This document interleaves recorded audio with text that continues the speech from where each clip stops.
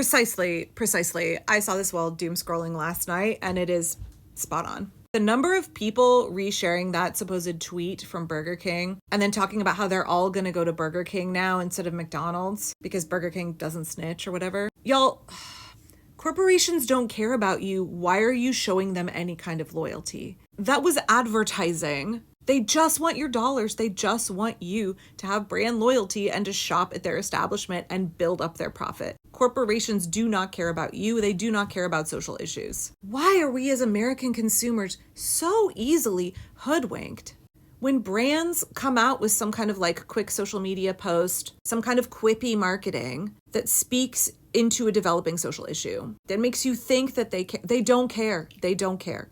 Years and years and years ago, you remember when Unilever, who owns Dove, had the Dove True Beauty campaign? And women all over America were so moved because they were showing, people with all kinds of different skin tones and body sizes. And folks with a range of disabilities, and were like, women, you should love yourself. Your true beauty is just being who you are. There's not this very narrow range of like skinny white model. That's not the only standard of beauty. And we at Dove, we see that. Look at how we're showing you all of these models with all of these different skin tones and different body shapes. And folks gobbled that shit up.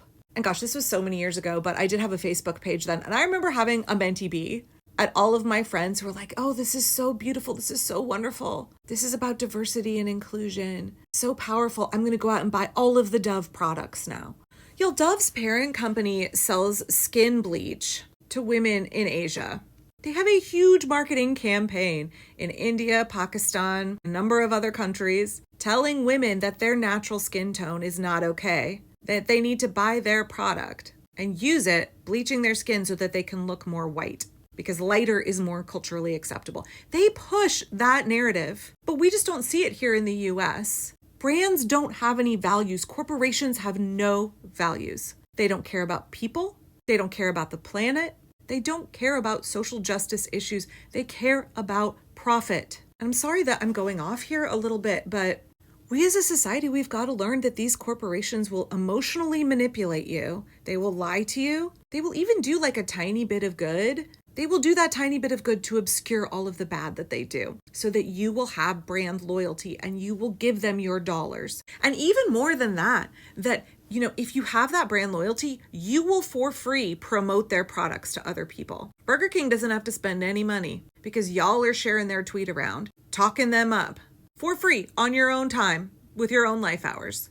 As working class people, our path to freedom, our path to liberation does not lie through corporations. None of them are our friends. None of them are our allies. We aren't even really their customer. We aren't the ones that they serve.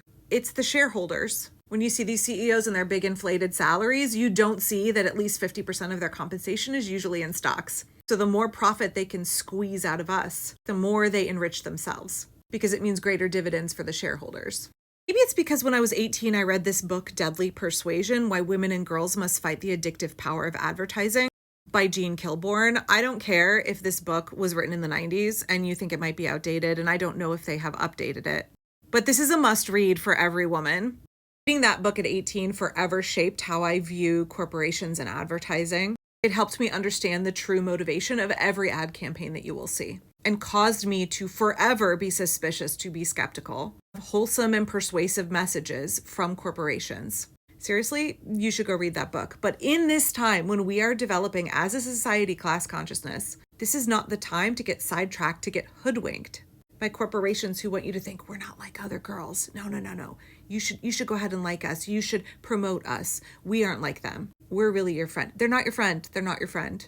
They're not your social justice warrior. They're not your champion. They just want your money and for you to do some free marketing for them. So let's remember who our actual allies are, and who by their very nature, how they are constructed, who they are at the core, can never be our allies.